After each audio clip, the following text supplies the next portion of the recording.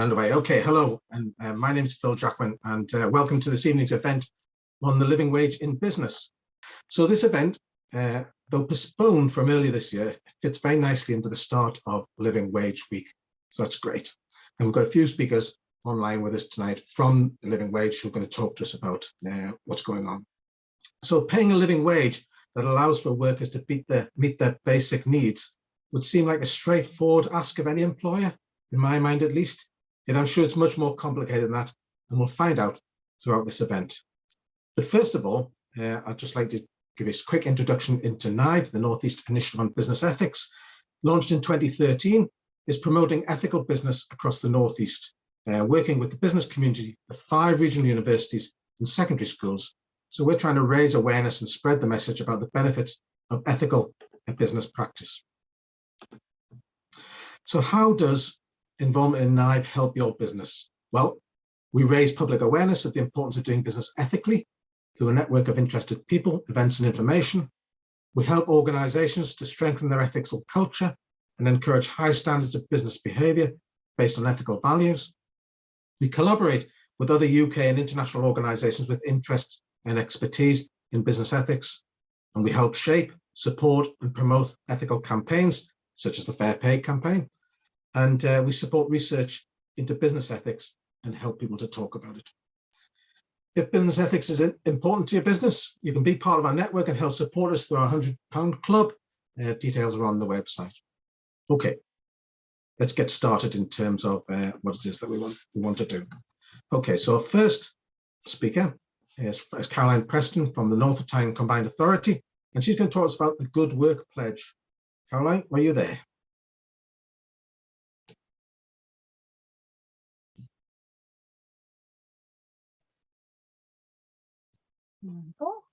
Yeah, hello. can everyone hear me all right? Yes, I can hear you, thank you. Great, and you can see that okay as well. We can. It's not in full screen mode though, Caroline, yet. Okay, 2 seconds. Okay. Perfect. Well, you've got presentation view, but never mind. I'm sure we can work with that. I don't know. Okay, can everyone say all right?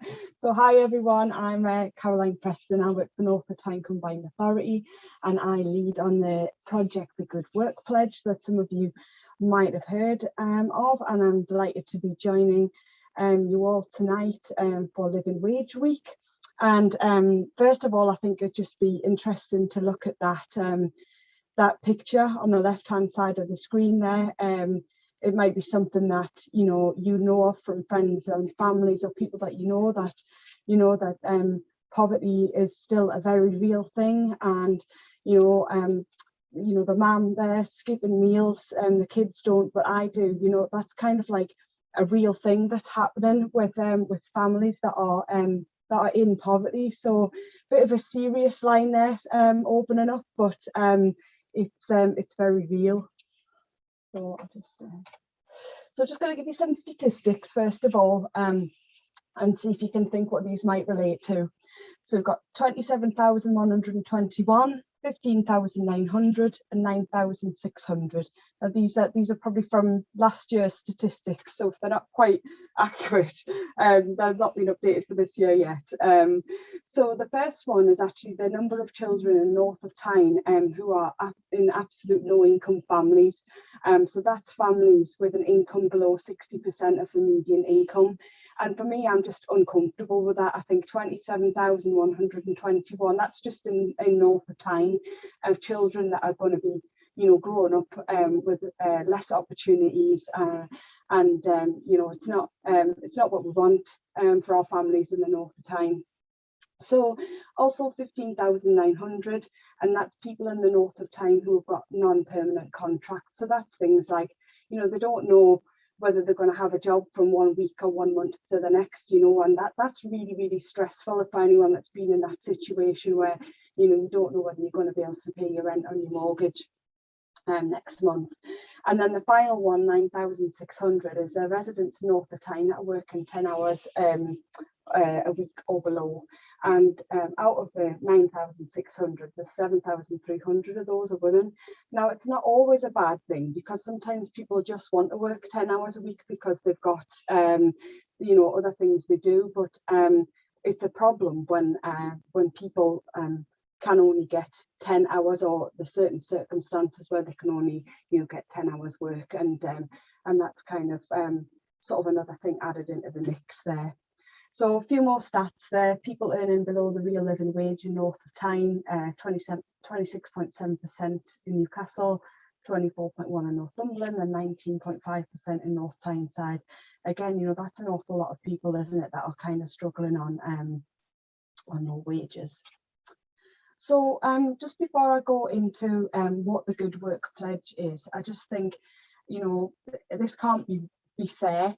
I think a lot of us have realised, or a lot more people have realised, just how unfair life is for a lot of people, and maybe sometimes it's a little bit unseen as well, because you know, COVID-19, we saw people in, you know, the most dangerous jobs, you know, care work, you know, security work, bus drivers, taxi drivers, you know, and they're basically in the most dangerous jobs, but the people that earn the least as well, and are likely to have the most insecure contracts as well. So I think the Good Work Pledge gives us a chance to bounce back, provides, the aim is for it to provide fairer work for everyone, and just really to give people better chances to get on in life. So when you're in a job, you know, can you progress? Can you get on if you want to? You know, can you get a pay rise, a promotion, or can you get training so you could move on to a better job? So I think that's kind of like the ethos of what Good Work Pledge is all about. So I better tell you what it is then. So the Good Work Pledge it was launched in late 2020 after an in-depth consultation with business and stakeholders who got together and they defined what good work looks like. And then they came together using a simple framework with 5 key areas, and that resulted in 5 pillars of good practice. And I'll go into those in a little bit more detail shortly. So why was it?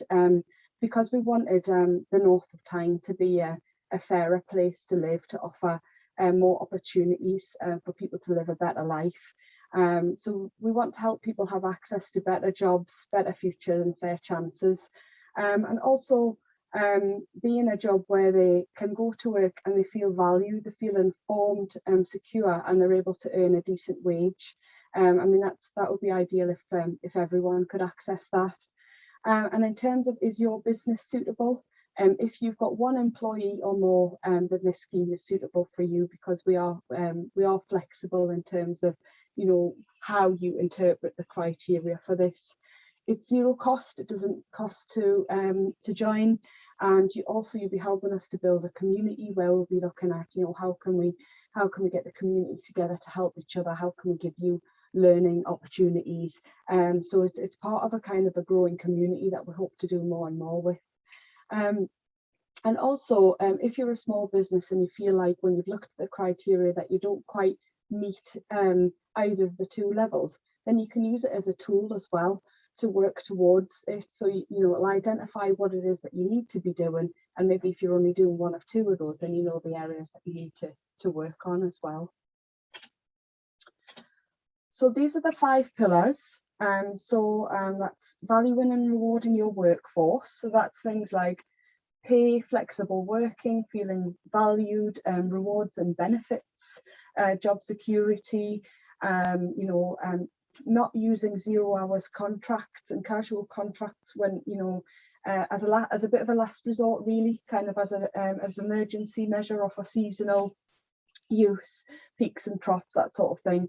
Promoting health and well-being is supporting the health of your workers, encouraging healthy lifestyles, appropriate safety measures and training in place. And then 3 is effective communications and representation. So, you know, how effective are your communications with your employees? You know, how are you listening to their voices and opinions? You know, do you use employee forums or maybe team meetings, possibly like an open door policy if you're a small business, and building that trust.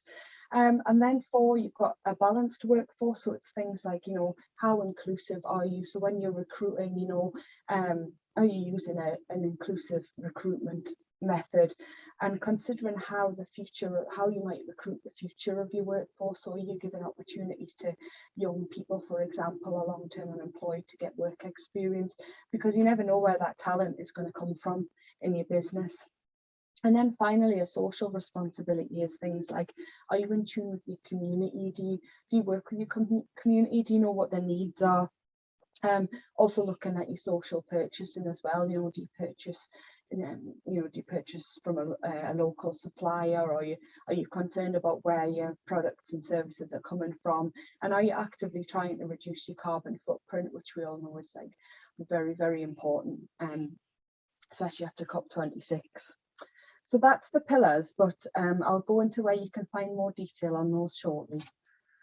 So there's two route ways to achieve. Good Work Pledge standard is achievement of 2 pillars, so you can choose any 2 of the 5 that are there, and in the application form you can type in how you meet those, and it's basically a question and answer format, and there's loads of help and links and stuff in the application form as well. And then you've got the advanced, which is 5 pillars. So you have to achieve or be working towards all 5 of the pillars and the criteria in there. And like I said before, if you're a micro or startup small business and you're not quite there, you can use it as a development tool. So you can register for an account, and you can and use that to see what it is that you need to do to get better. And then established small and large businesses, you can get accredited at standard or advanced level. You get a badge. You'd also feature in our online gallery, which is going to be coming soon. So I'll come on to that now. So we're going to have an online gallery, which is going to feature every business's logo that's signed up, and it'll also show them what level you're signed up to. And in the future, this could be a really good resource in terms of candidates that might want to find a good business to work for, or indeed businesses that want to find more ethical businesses to work with. And so I think this gallery is just at the start. It's going to be launched by the end of this year, and basically everyone will be able to go on there and see which businesses are part of the Good Work Pledge. So it's really simple to apply. Use the QR code there if you can catch it before it goes off the screen, or you can just do #GoodWorkPledge, and that should take you to the results, and our pledge will be at the top of the page there. Or you can go straight to our website there. You can download some of the resources before you apply. You can read, you can watch some videos, and then there's the apply now button, and that'll take you straight to the application system where you can create an account. So I think that's it from me. So hopefully that's given you a little whistle-stop tour of what the Good Work Pledge is, and answers a few questions you might have. That's great, Caroline. Thanks very much. If you could stop sharing your screen. I think I've just got time for one question, because you told me it could be that long, but it was actually that was great. So I was pleased to hear Jamie talking about the Good Work Pledge at Dynamite Awards last Thursday. Very passionate about it. Yeah. You put some figures up there. Is North of Tyne typical? It said 26% of people in Newcastle, I think, were living below the living wage. Are we typical, or are we worse, or better? Honestly, I would have to look that up for you, Phil, and get back to you, because I've just really genned up on figures. But I'm pretty sure that that's a fairly common statistic. Obviously, especially after COVID and everything, and obviously some people have lost their jobs and things like that as well.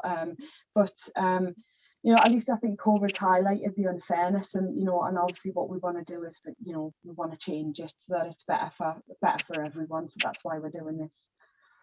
Excellent, thank you, Karen. If you could hang around for we've got a group chat at the end, that'd be great. Next up is Kezia Pugh from the Living Wage Foundation, who's really going to tell us all about what today is all about. Are you there, Kezia?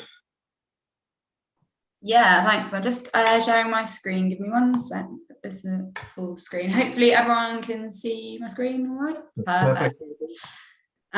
So hi everyone, my name's Kezia. I'm a programme officer at the Living Wage Foundation, and one of my main roles at the moment is I look after accreditations in the northeast of England. So that's why I'm here today, to talk a bit about what we do at the Living Wage Foundation, what we're celebrating as part of Living Wage Week this year, and to talk you through our sort of flagship accreditation, really. So as you can see sort of from my lovely Zoom background with the big 20 years and on the slide as well, we are this year celebrating 20 years of the living wage movement, which began in 2001 in East London. So sort of 20 years on, 10 years into that, the Living Wage Foundation was set up as part of the Living Wage campaign. And we've now got over 9,000 accredited employers as part of our network. I'm going to show you a sort of short video in a second, which details more about the history of the living wage movement and the foundation. And then I'll talk you through as well the living wage employer accreditation that we offer and how you can sort of get involved in the living wage campaign more generally. So I'm actually hoping you can hear billions back into the pockets of low-paid workers, thousands of accredited employers, yes, hundreds of thousands of workers, lives changed. But where did it all begin? The campaign for a real living wage began in 2001. When churches, mosques, schools and other local institutions met to talk about issues affecting their communities. One issue in particular came up again and again, the issue of low pay. Workers spoke of the trap of poverty, working so many hours they were unable to see their family. It was a very, very rainy day in 2001. The march was held in Mile End and it was for the living wage. That day, the march was just amazing. Everybody turned up, it was pouring down with rain, but there was so much enthusiasm, it was just buzzing. It was such a wonderful event. The campaign grew and a London living wage rate was established in 2005. Soon enough, there was a need for the Living Wage Foundation in 2011 to accredit businesses who wanted to do right by their workers and their families. One of the major breakthroughs was the London Olympics in 2012. It was a huge moment for our country, but also a huge moment for our movement. Every worker was paid a living wage. In the following years, we accredited hundreds of businesses and the movement expanded across the UK, giving thousands of workers a necessary pay rise. Then, in 2016, the government increased the minimum wage for over 25s, and they rebranded it the National Living Wage, inspired by the living wage movement. Although similar in name, the government's national living wage isn't calculated based on the real cost of living, and despite this, the rebrand, UK businesses continue to recognise the importance of the real living wage and so continue to commit to a real living wage in their thousands. And then the world faced a new challenge. A spotlight was shone on our key workers, revealing the true importance of our essential workers who kept our country going. Yet, many were paid below a living wage. Our team work incredibly hard every day, and previously they told us they struggled from time to time with the basics of life. To be able to give them that real living wage and help them to live every day in the way we would all want to has made us all very, very proud. I think it's a travesty, but the basis of opinion that social care work is easy to pick up and easy to leave. I think what's happened in the last 2 years has put society on board, and I think we should take this opportunity to build a fairer, kinder society. And they weren't the only ones. 3,000 more businesses, including us, joined our movement over the course of the pandemic, taking it to nearly 9,000. We're 20 years strong, but with the living wage as the bedrock of our campaign, together, our network are responding to new challenges faced by low-paid workers. There are 3.7 million people in insecure and low-paid work across the UK. That's 12% of the workforce. The RSSE has been an accredited living wage employer since 2013, and very proudly we became one of the first companies to become Living Hours accredited earlier this year too. Living Hours is the other side of the living wage coin. Low pay is an issue in India because it's always been an issue. We have extreme inequality and the inequality graph is rising. I think that's where we all need to come together. Social compact, living wage, get other industries in, build the movement for a living wage in this country and in the world, building an ecosystem where everybody is at least safe, secure, and lives a life of dignity. It's always been about doing the right thing by people like me. For me, it's the difference between living paycheck to paycheck and being able to enjoy my career without worry.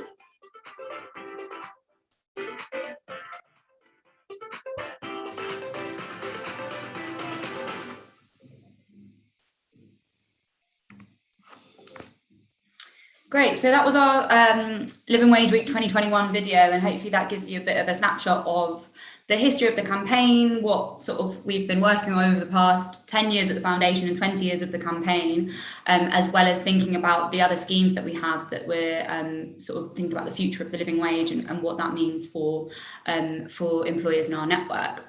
So as it sort of mentioned briefly, the real living wage, when we talk about the real living wage, we're referring to a different wage rate to the government's national minimum. We're talking about the only wage rate that's calculated independently annually, which is based on the real cost of living.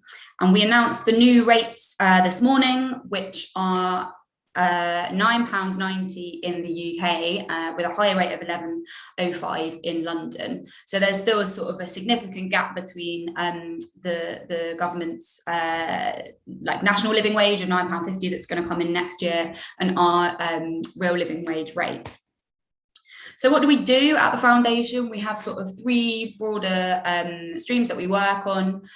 Firstly, our most popular accreditation is like a recognition we run, and we have over 9,000 employers who are accredited in our network.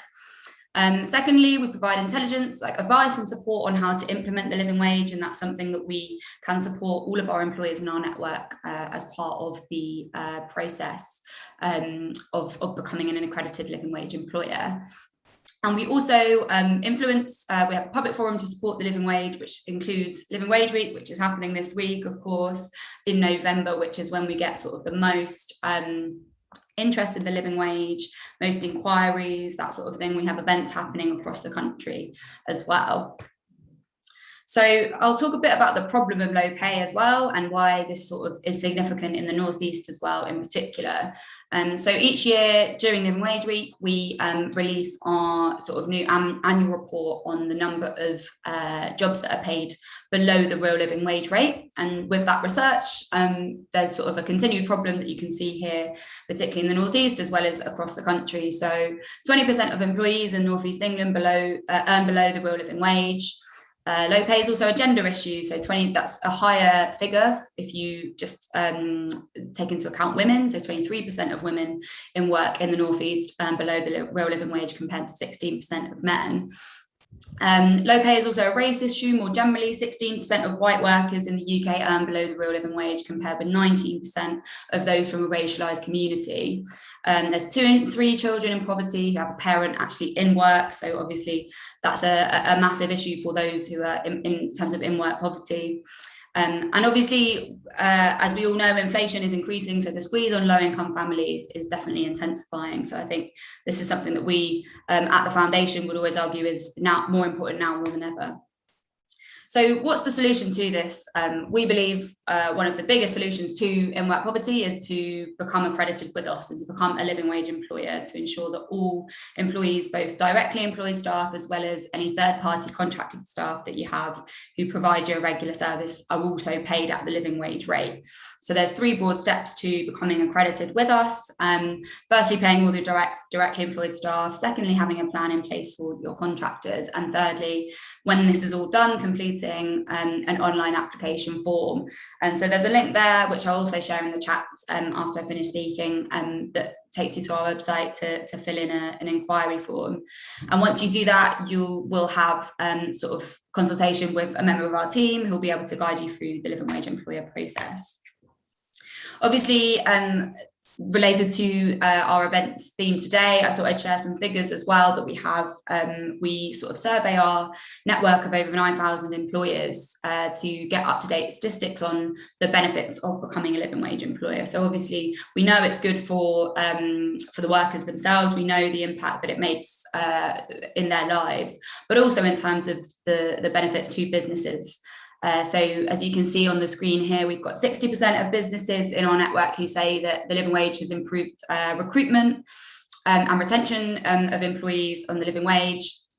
62% of businesses say that implementing the living wage and becoming a living wage employer has improved relations between staff and managers.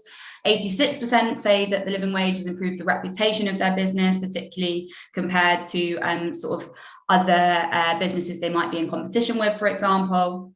And 93% of businesses say overall the living wage has actually benefited their business.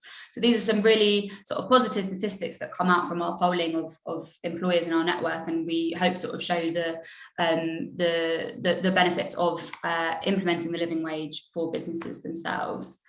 As well as this, as part of our sort of newer figures that we've released recently, we can announce that over £1.6 billion has actually gone back into the pockets of low-paid workers as a result of the living wage campaign. So we've got both the benefits to workers themselves as well as the benefits to businesses.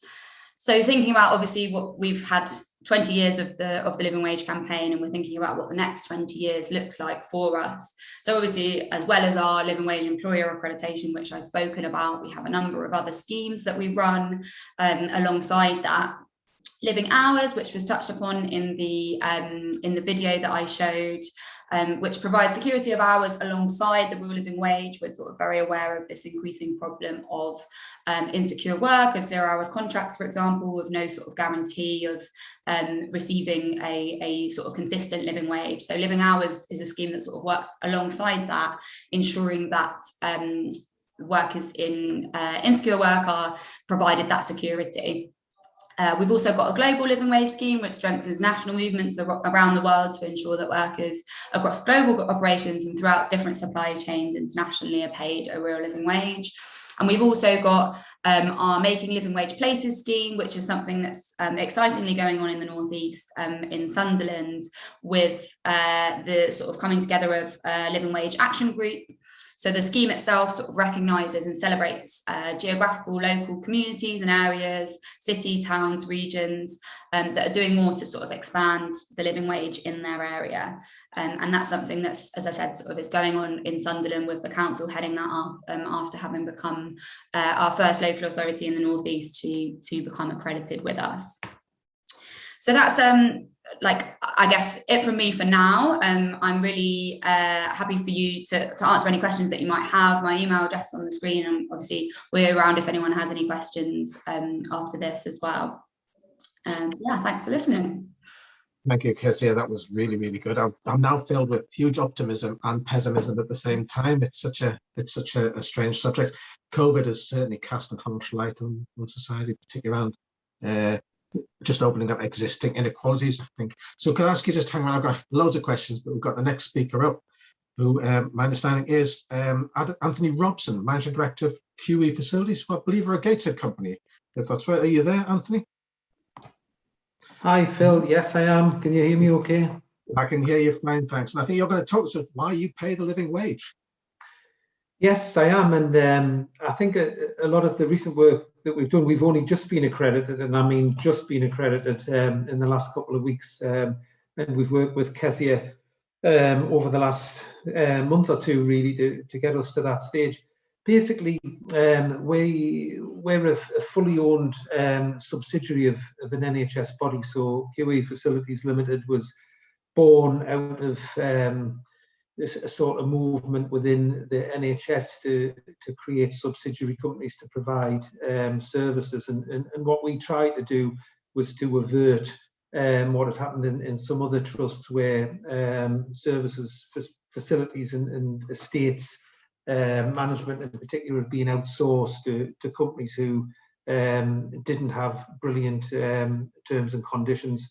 And what we wanted to do was to create a company with you know, a sort of long vision, great future, and to pay you know, what we thought was a decent wage.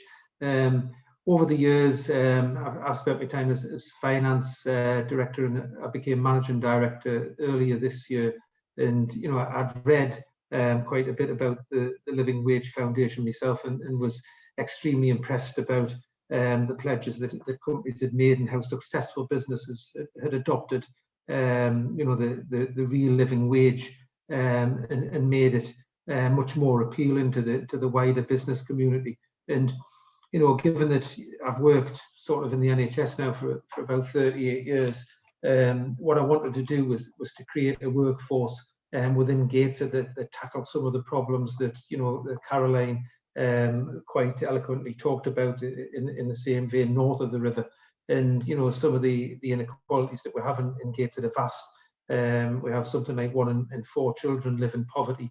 Some, you know, sort of real diverse areas of poverty, and trying to create jobs locally for the people of Gateshead is something that's close, you know, to my heart and to the heart of the company. So, you know, what we wanted to do was to address some of the inequalities and attract a better workforce. You know, we have a sort of strapline of professional, proud and passionate, and we really do stand by that. But you know, we employ 740 people. We turn over now around £75 million, and you know, the biggest part of the company is the workforce.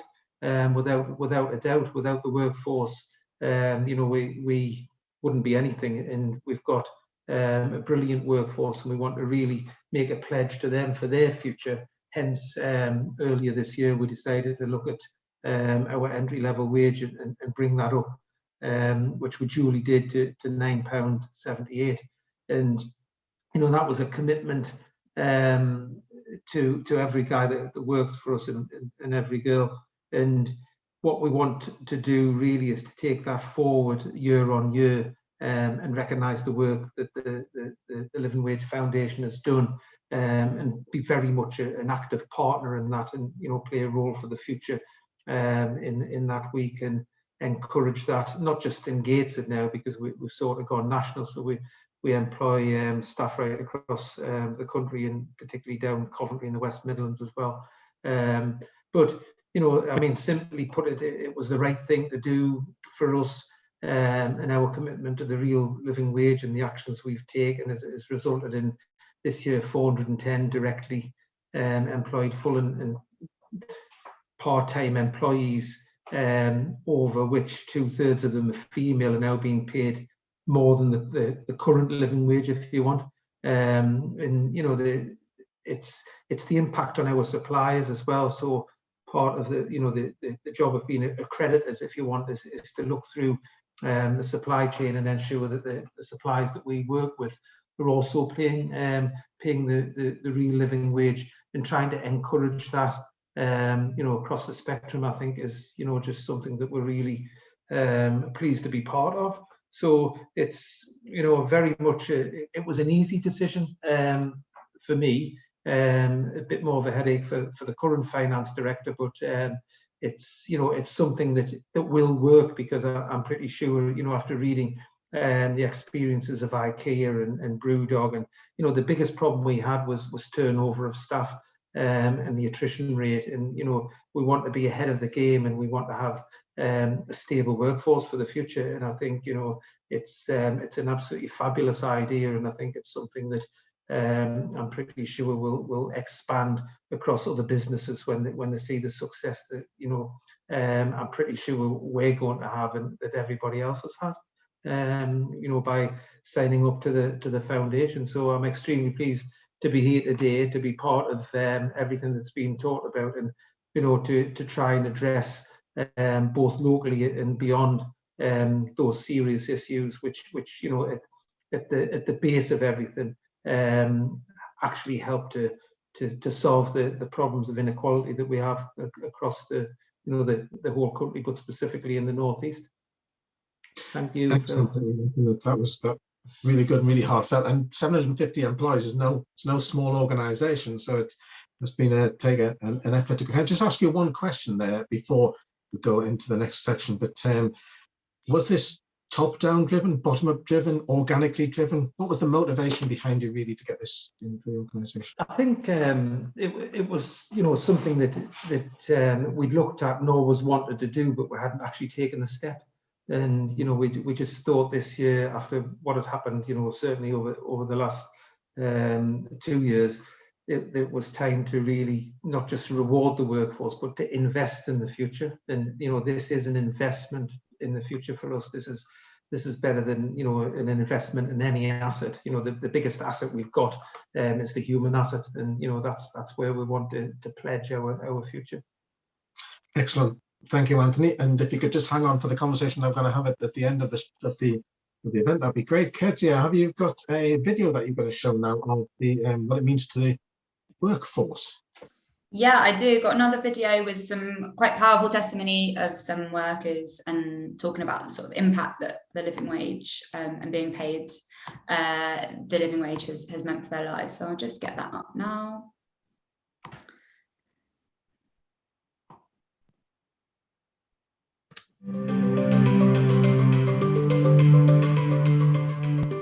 Sadly, in-work poverty continues to be an issue in the UK and is an acute problem here in Wales.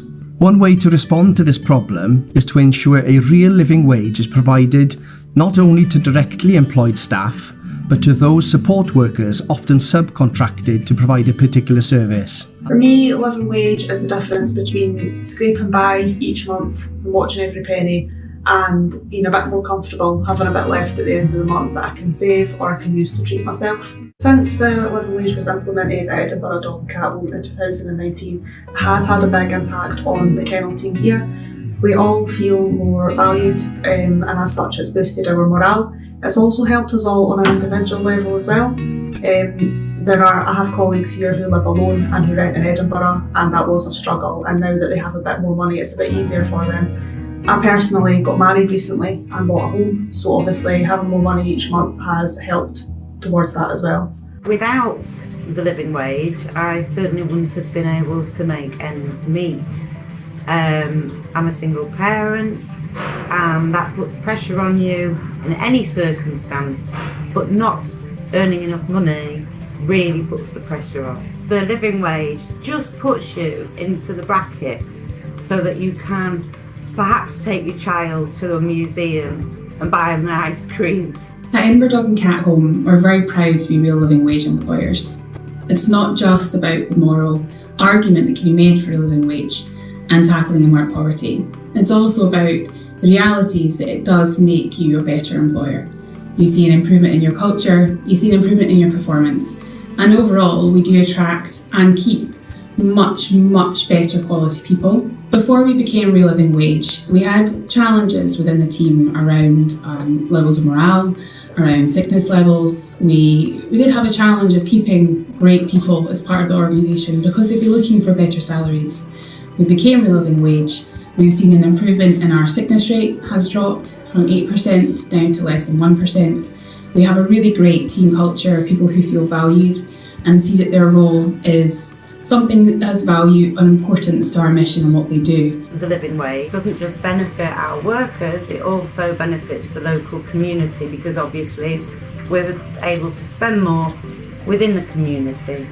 Our team are wonderful and we aim to always be able to pay them as well as we possibly can. We're proud to be a real living wage employer and we are thrilled that the number of businesses paying the real living wage has increased so much, especially during the last couple of difficult years.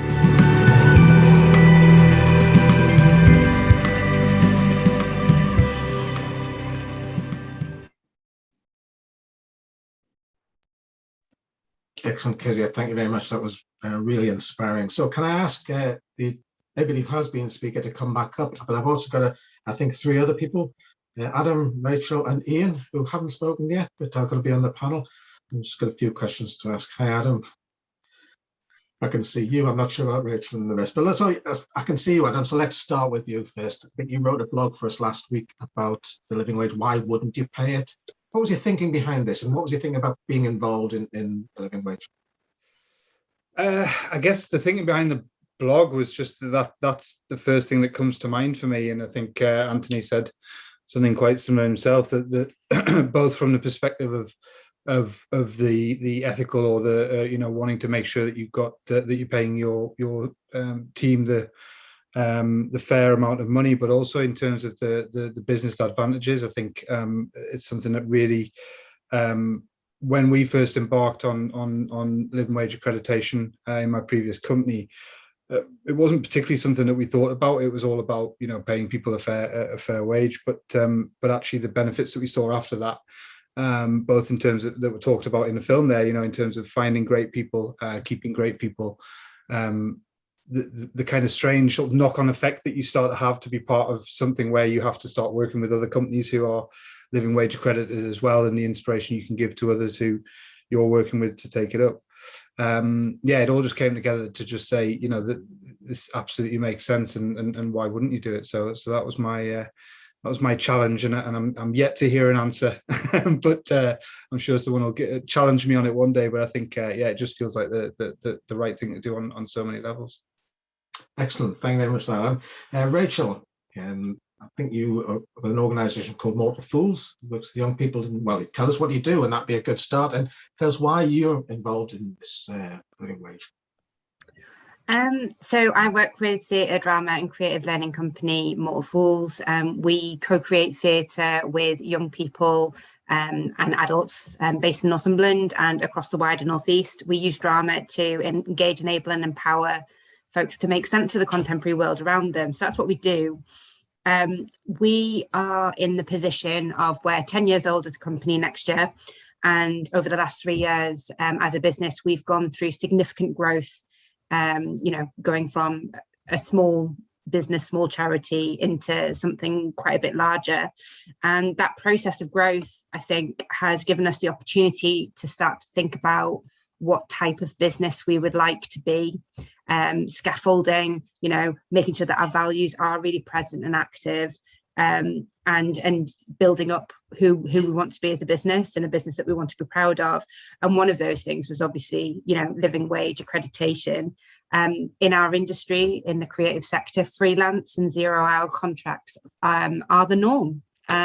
So us actually becoming an employer, especially for an organisation our size, is quite rare and quite different. But we felt, from I'm a comms professional, that it was really important to demonstrate and practically demonstrate our values. And one of those things, I think, being a living wage employer screams to the rest of the world is that you value people.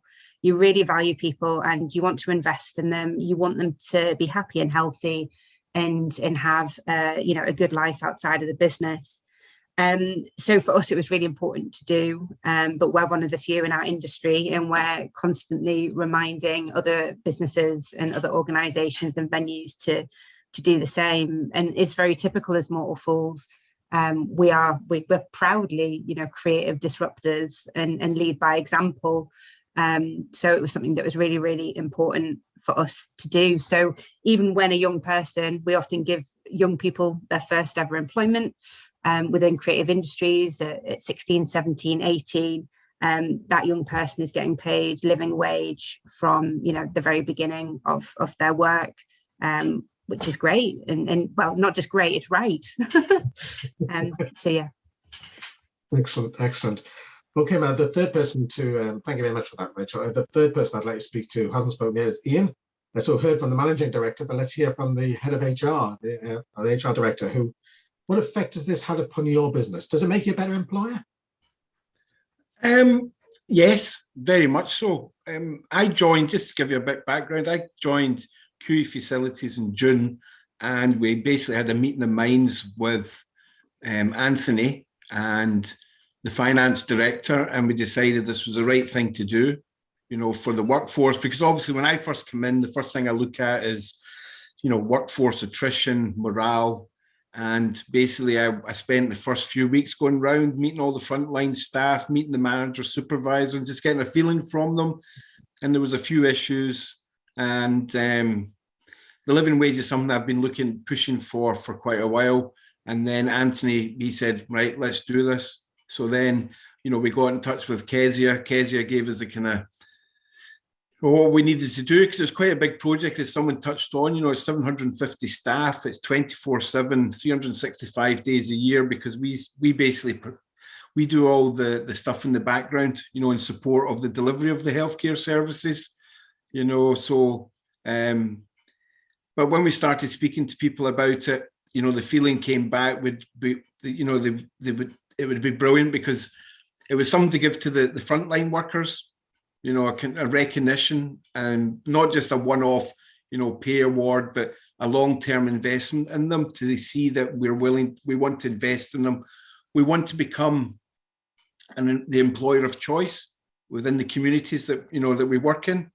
You know, we're working on the apprenticeship program just now. We want to get, you know, Gateshead primary schools, you know, to come into the hospital. They don't have to just be, you know, clinical, medical. You know, there's so many other, you know, opportunities that you can get into the health service with. And basically, with the attrition, the high turnover, any business, if you've got high churn, it's one of the first things you need to deal with.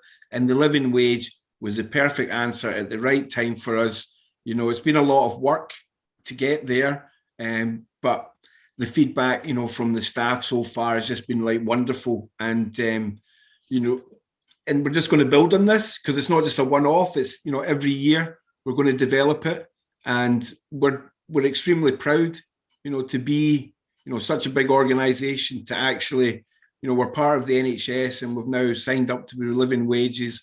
And you saw Auntie's enthusiasm for it. You know, I'm obviously not from round here, as you could probably tell, you know, but I'm passionate about what QE facilities do. You know, it's a subsidiary of the NHS, who all the profits and cost saving goes straight back into the NHS, you know. So, you know, the new equipment are purchased on the back of, so basically we need to value the workforce, and this is part of the process. And I'm extremely proud to say that I have delivered, you know, a large organization to become a real living wage. I think you should be proud. It sounds like a fantastic achievement, but this must have been an awful couple of years for you through the COVID process. You must have been really flat out as an organization. Has being a living wage employer helped during that process? Well, the thing is, they have been, you know, it's been a very, very tough, you know, couple of years. I've only been with them for about, you know, 6 months, 8 months. But in my previous organization, we went through all that, you know, the impact and furloughing workers and people not knowing if they're going to come back to a job, because we all thought we were coming back in August, and then we all went back off again.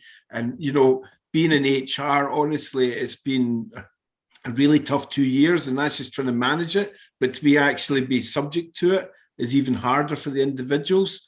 So basically, you know, to come in and then be able to announce this and to deliver this, you know, and the fact it's not just a one-off, or here's a 10% pay rise, thanks very much for the last 2 years of hard work with the pandemic. This is a commitment for you to have a living wage, you know, like you saw in the videos that people, I mean, I've been speaking to the people, the quotes from my own people are the same. It's like, I'll be able to treat myself to something now and again, you know, and to hear that from one of your members of staff, it's quite humbling. You know, okay. So for them, I think, because the pandemic is still with us, as we know, you know, it's still rumbling along, but this has been a real fillip, because a lot of them have been exhausted, you know, because they've been working all hours in really tough, you know, conditions. And it's very humbling. It is, because the appreciation I've seen from individuals when I'm speaking to them, you know, it's fantastic. And it shouldn't have to be like that, if I'm honest, you know, but we've made that step and we're committed to it as an organization. You know, we're proud and passionate, professional, as our tagline is. But now, you know, we can really say, you know, our own people, you know, you are valued, you know, and going forward. Yeah, you know, it's honestly, it's just a wonderful thing to talk about, you know. And I think there's a lot of passion coming out from you, Iain, so that's great. So thank you very much. Can I just ask Kezia then, look, it seems to be a hugely complicated issue to sort out this, to work out, and all the numbers and inflation and lots of things. How do you go about as an organisation working out what a living wage should be? So the rate is independently calculated. So we've got an independent living wage commission, and it's also calculated by the Resolution Foundation. So those sort of in partnership work out the rates. We have sort of focus groups who agree like a core basket of goods and services, and then that's agreed like sort of across board. Then those goods and services are priced according to the cost of living in the UK as well as in London, with the higher rate in London. And so hourly living wage rates are calculated as a result of that. It's something that, like at the foundation, we obviously don't calculate. It's an independently calculated rate, and it's so that's as much sort of insight I have into the process of calculating the wage rate. But we do have more information about how that's done. If people are interested, I'm happy to share that. But yeah, I think the important part to like take note of, I guess, is that our wage rate is the independently calculated one, and it's based on the real cost of living, and that differs from other wage rates like the government minimum for over 18s, under 21s, for over 25s, that sort of thing. That's different to our wage rate, which applies to any employee over the age of 18. So, well, thanks for that. I don't really need to know the detail, but it was great to know that there's such a comprehensive mechanism behind working this, and independent, which is great. One of the phenomena that we've seen through COVID for people who are able to work remotely is being able to move jobs frequently without ever moving their desk. Kind of they work of one organisation today and another one tomorrow, and this means that many people can pick up London wages without leaving the northeast, if you're able to do that. Do you think that's going to have an effect upon the way the disparity between the London waging and the national living wage? I guess so. So in terms of our sort of policy, in terms of who the London living wage applies to versus who the sort of UK-wide wage rate applies to, it's if you're required to sort of travel to London, if you live in London. So obviously all of the living costs that are associated with London, including travel, is why that someone would be on the London living wage rate. That's sort of how we differentiate between the UK-wide and the London rate. I mean, we are constantly reviewing our policies that we have. Obviously, with the pandemic, we didn't have to have those specificities of home working as much as we do now. So it's something that, as like working practices change and shift, like we are always reviewing our policy. So I can't really comment on how I don't necessarily. Depends on how much that sort of shift to home working really sticks as a permanent aspect of work, and whether that's something that we're living with for however long now, or whether there's more of a shift back to sort of in-office working. And that's something that we're obviously keen to adapt with and review those policies as that changes. Excellent, Kezia. Okay, my next question then is for Caroline, and I know you talked specifically about the Good Work Pledge, but clearly paying people decently is within that. Do you see this as a way for the Northeast to differentiate itself from other parts of the region, or are you hoping, other parts of the country, or are you hoping that this is we're at the vanguard and that everybody treats people with respect?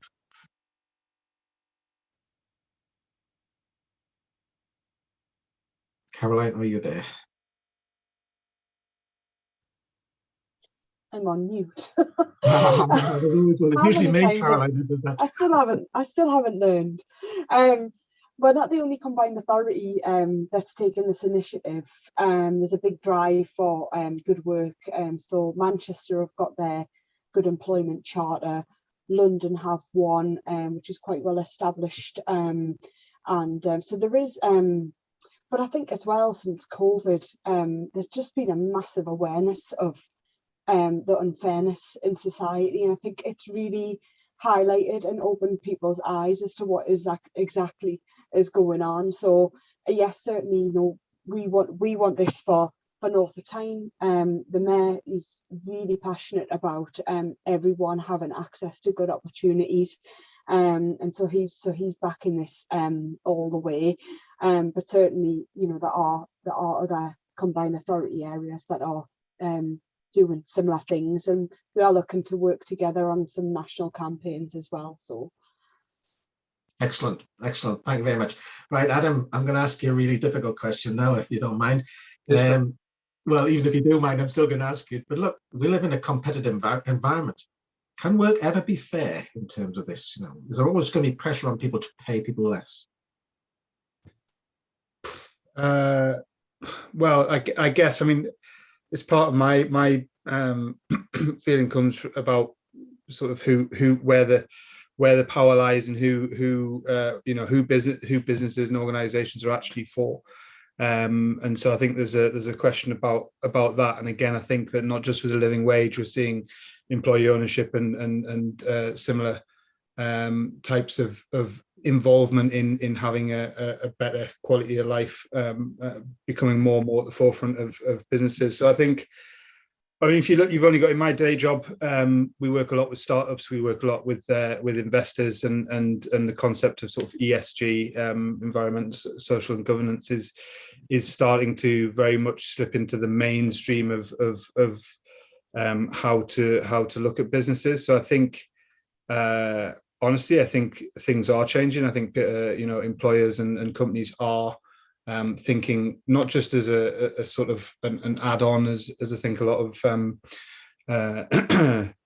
of initiatives can be, but literally into the grassroots of a company and an organization. How can we, give our employees the kind of involvement in the business and the kind of life that they deserve? So openly, yeah, I think they can, because as I said in the blog post, and anyone who knows me knows I wax on about it. It really makes sense in terms of getting the best people into your organization. It really makes sense in terms of getting people. I chose my business bank, setting up my small company recently.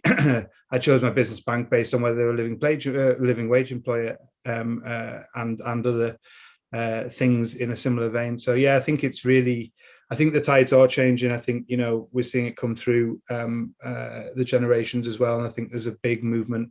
We've only seen it, seen it in COP26 and various other, the sort of environmental, social governance. These are things which are really important to people, and companies are going to have to change. Otherwise, actually, I think we're going to get to a point where those that don't are the ones that are going to be left behind rather than those that do.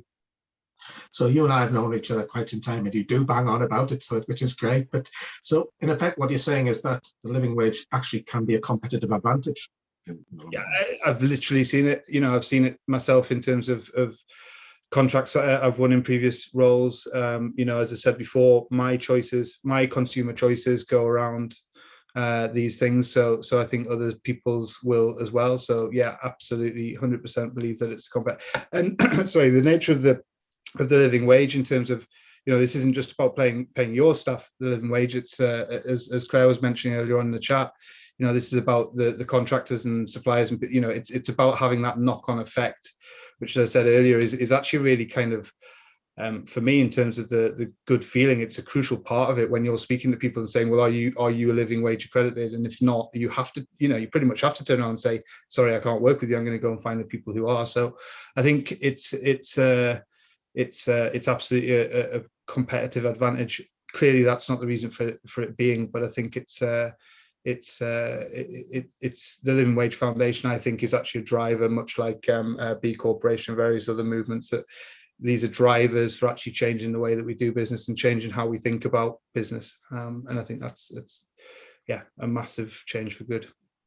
Excellent. And so your answer is just a beautiful segue into a question I was going to ask Anthony if you're around, and that's it's all right paying your living wage for your own staff, but it needs to go through your supply chain, and both, I suppose, those people who supply, but ultimately those people perhaps who provide services too. How do you manage that supply chain then, Anthony, to make sure that they are paying fairly? I think it's relatively more straightforward than what we thought, because it's applied to, in essence, suppliers who supply staff to us or as part of the services they provide on site. So the sort of, I think the main issue we had was where we have agency staff. So there was an issue there, but you know, we've sort of brought that to the fore now, and it's very much, you know, now drafted into the way that we do business. So you know, if we're going to bring anybody on board, they're going to have to be signed up for the living wage, and it's simple as that. And you know, that's something we can sort of carry forward with some pride in doing that, knowing that we can have an effect on not just our own company, but on others who may be encouraged to follow the same route. And are you finding that there's a resistance within the supply chain, or are they accepting that it's a good thing to do? I think it's there is some resistance in certain areas, and I think you potentially you're always going to get that. But I think as the sort of movement grows and there's more publicity around it, I think that where there is resistance, it'll be eradicated over time. Okay, excellent. So if you don't, I'm going to bring Iain in now, because I'd be interested to know how he actually did manage to persuade the FD, if that was his role. And so Iain, you said it, the FD had a large responsibility in this. How do you persuade them?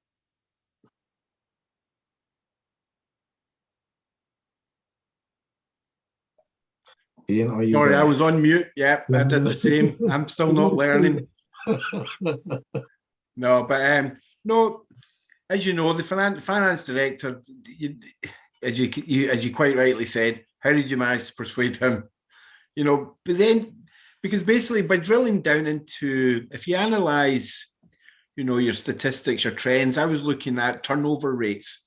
You know, if you're turning over staff, you know, there's an awful lot of hidden costs there, because you're continually recruiting, you know, which means your managers are interviewing, you're advertising, you know, over a year, you know, if you're continually doing that, it's a significant cost to a business. You know, also, we want to develop people, you know, bring them on, you know, make people come here and see they can develop a career. That's why we're strongly into the, you know, learning and development. And basically, you know, saying to them, look, if we have a stable workforce and we're investing in them, we're developing our own people internally, we're promoting within, you know, in the long run, you know, there will be cost savings and huge benefits to us as a business, because we'll be more stable, much more skilled, much more flexible workforce, you know, and that's already been taking place, and it's actually is working. So Ben's very far-sighted. He understands all this kind of stuff, and he said, right, he went and crunched numbers and stuff and came back and basically said to Anthony and I, yeah, we can do it, it is doable, you know, but we have to do X, Y, and Z, you know, to get there. And that was all part of the process, you know, was crunching the numbers, you know, the impact on the business. And as a business, as Anthony said, we believe that this will be hugely beneficial for us. We've already been working, because quite a lot of jobs, you know, we have to tender for. You know, we're working with other, you know, trusts. And the first thing we've done is we're putting together our package about why we are a living wage employer and why our bid will not be the cheapest one. You know, this is all the kind of stuff that we're working on now, because as we touched on earlier, you know, you're talking about how does the impact spread. The fact is, we're going to be saying, no, we're not the cheapest, but however, we've got a stable workforce that's trained, developed, loyal, etc., etc. To us, these benefits will outweigh, you know, the fact that we're going to be more expensive, you know, as a higher bidder. And the thing is, Ben accepts all this. As a finance director, he can read between it, and he knows, you know, a stable workforce, because we're growing as a business, we need to have strong foundations. You know, we can't. So this is what we're doing. We're investing in the foundations of the business for the future, career plans, succession planning, all these things all run together. But the starting thing is the living wage. It's just basically giving recognition and stability to the workforce, so they know that next year, you know, they'll be getting a pay rise in line with the cost of living. You know, they're not going to have to worry all this. And Anthony is very strong in his opinions. He's the managing director, and he wanted it done, and he was the financial director. So they looked at it and they've agreed, yeah, we can do this. And we know, as Anthony's already said, we will benefit hugely out of this. And as a growing, when I first looked at this, it was 6,000 employees, then it was 7,000, now it's up to 9,000. It's a lot of big local authorities, more and more companies. This will soon, this will become the norm, which is going to be what we all want. Yeah, absolutely. And so it should be. Yeah. Okay. Thank you very much for that, Iain. And I'll come back to you now, Rachel. Because the people that you work with are expected to work for free most of the time. People think that people in your line of work are quite happy to do it for the publicity or for the exposure. And I'm appalled at kind of the gender and ethnicity issues that are highlighted by the living wage. Are you seeing this as a way of addressing some of those problems, or actually kind of counteracting that drive within your sector of the market, as that's the way things are? Good question, and a meaty question. I think I think there's a lot of different things that go into that. We, in terms of the working for exposure doesn't pay the bills. I scream it until I'm blue in the face. And there has been a real move against that in recent years in terms of paying artists fairly. And that goes with living wage as well. And also, thinking about living wage and being realistic about the hidden hours that are often in arts projects as well, and making sure that people get paid for everything. So one of the things for us at Mortal Fools that has been really useful is when we're looking at paying living wage, adding up the amount of hours as part of the spend for the business has been useful to really identify that actually we need to be paying people even more than what we thought, because people are actually working so much harder, staying at work later, all of those additional pressures that come from any employment.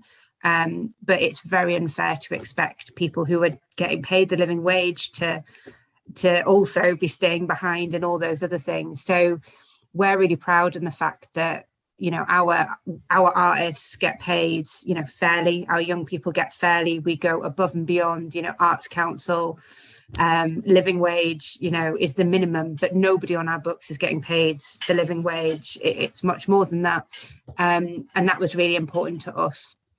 In terms of issues around inequality, it's part of a larger, conversation and ecosystem that is going on in the creative sectors. But it's definitely something that has been not just talked about, because I feel like a lot of people have been talking about diversity and inclusion for about 10 years and not a lot really has changed.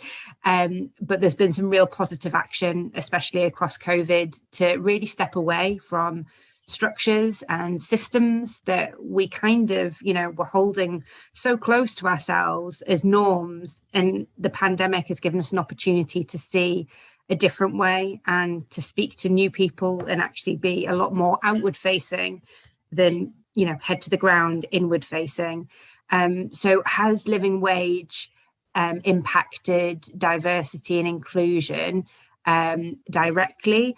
I'll probably say probably not in Mortal Fools, but what it did do was it encouraged a wider conversation about valuing people who we've got inside the organisation, who we want, and from our network to, how we're growing, all those things. So yes, indirectly, it provided a really, really good conversation. Actually, living wage was the first thing that we did when building up our employee package in terms of what we are offering, what is the employee experience with Mortal Fools. That was the first step, was the living wage, and then everything else came after that. So it's been a real positive step in terms of on that front. Excellent, thanks, and a meaty answer as well. So I think COVID has given us a new prism to look at society through, and I think living wage is part of that. So that's great. Thank you very much. I haven't got much time left, so I'm going to ask you all a quick question about what you would like to see happening from here on in. But just before I do this, Kezia, I'd just like to ask you, what is the first step that you have to take in order to get onto this, whatever it is, whatever the program, platform, whatever it is you want to describe it as? Yeah, so I posted a link in the chat to our website, which is a link to become a living wage employer. The first step is filling out, registering your interest with us. Depending on the size of your organisation, it might be a really simple process. You might have already implemented the living wage for all of your directly employed staff. You might not have that many third-party staff, or you might only work with suppliers who pay the living wage. So we're able to provide support throughout the rest of the process. It really varies in terms of how long it takes to become fully accredited. You know, some smaller organisations, it can take a week, essentially, just like filling out the form that we have, ticking the boxes to confirm that you're paying the staff the living wage. If there's more of a process that you need to go through, then as I mentioned, we'll sort of guide you through that and have more regular check-ins with you, for example, to provide any guidance. We're able to link you up with any of the other employers in our network who might be in a similar sector, similar industry to you, and might be able to provide more like advice on how they did it and the challenges that they went through. So that's all of the what we're able to provide as part of that. But I guess the first step is clicking on that link that I've sent and registering your interest, and we're more than happy to have like a conversation with you specifically to talk about your business and your organisation and how what the process looks like for you, because obviously as I mentioned, it just varies a lot depending on the organisation. So we're happy to have those individual conversations to kick that off. Excellent, Kezia. So very quickly, one word answers or one sentence answers. Caroline, what would you like to see next?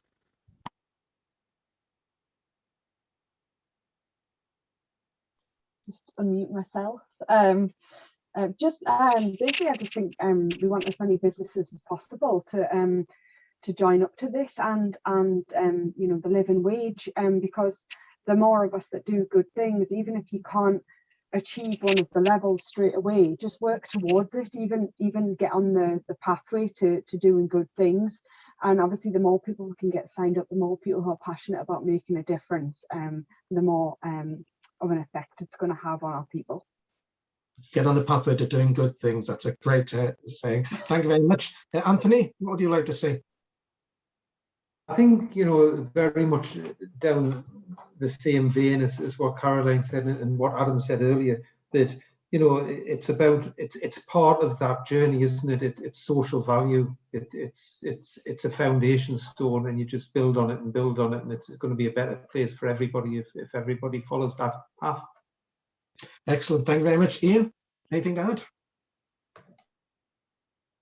I would just saying, as our company continues to grow, as Anthony touched on, we've spread out of the Northeast, and as we grow as a company, and because we're a living wage employer, then we'll be spreading that message at the same time, and hopefully more of our suppliers, because we'll get new suppliers going forward. So if they want to deal with us, they'll have to be, living wage. So this is how it will develop and build. The movement will just hopefully start to perpetuate and just keep going. So we're just proud to be part of it.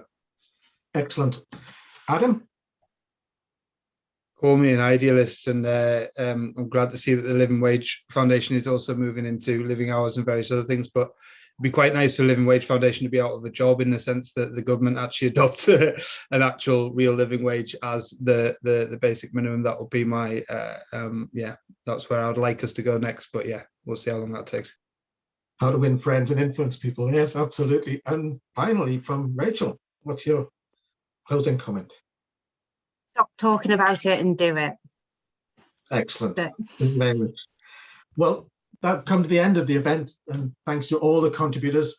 Caroline from North Tyne Combined Authority, Kezia from the Living Wage Foundation, Anthony and Iain from QE Facilities, Adam from Sunderland Software City, Rachel from Mortal Fools. And I can never get my head around the phrase "in work poor." There's something seriously wrong with society, and I'm glad to see that the Living Wage Foundation is doing something about it. Thank you very much for watching. It's being recorded. We shall put this out on video fairly shortly. Thank you very much for you who've been attending.